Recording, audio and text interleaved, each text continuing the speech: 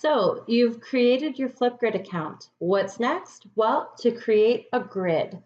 So a grid is your classroom or community of learners. It's where you will start creating topics that students or participants in your grid can respond to. So it's rather simple to create a new grid. We simply click the new grid blue button here, and we launch the grid launchpad. Now, remember that a grid is a community, so the first thing we have to do is select the community type for our grid.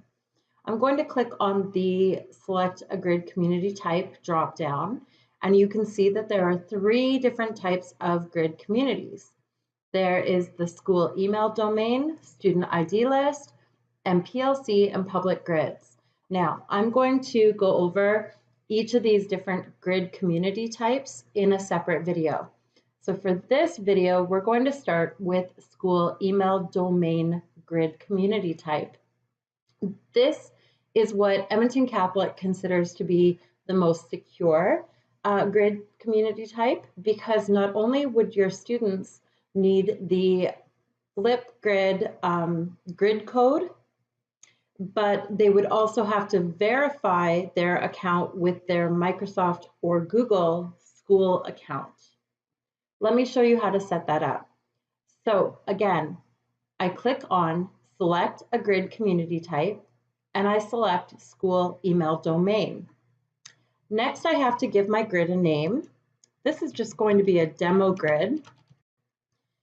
I can create a unique flip code, or I can use the flip code that's already been generated for me. I'm just going to leave this as is, but notice it's easy to change this flip code. I can just simply delete, and I can type in a code, and Flipgrid will tell me if the code is available or not. Remember that the code is what you will give to students as part of their access to your grid. I can also personalize my grid. This will be the banner that students will see at the top of the grid. And I can even, in addition to choosing from stock photos, I can also click on the little picture icon and upload my own personalized theme or template. I'm going to go ahead and click Next. And now I have to enter my school email domain. So remember that for this type of grid, the students will need to enter the flip code and then verify their account using their school email address, a Microsoft or Google account. In the case of our district, ECSD, our Microsoft and Google accounts are the same thing. All right, so here I'm going to enter in the school email domain or multiple domains. So remember that your domain is everything after the @ symbol in your school email address. So in the case of our students, our school email domain is school.ecsd.net. Now remember that I can enter more than one domain. So by entering school.ecsd.net, I'm giving students the permission to access the grid, but let's say I also want teachers to be able to verify their accounts. In that case, teachers at ECSD, our email domain is simply ecsd.net.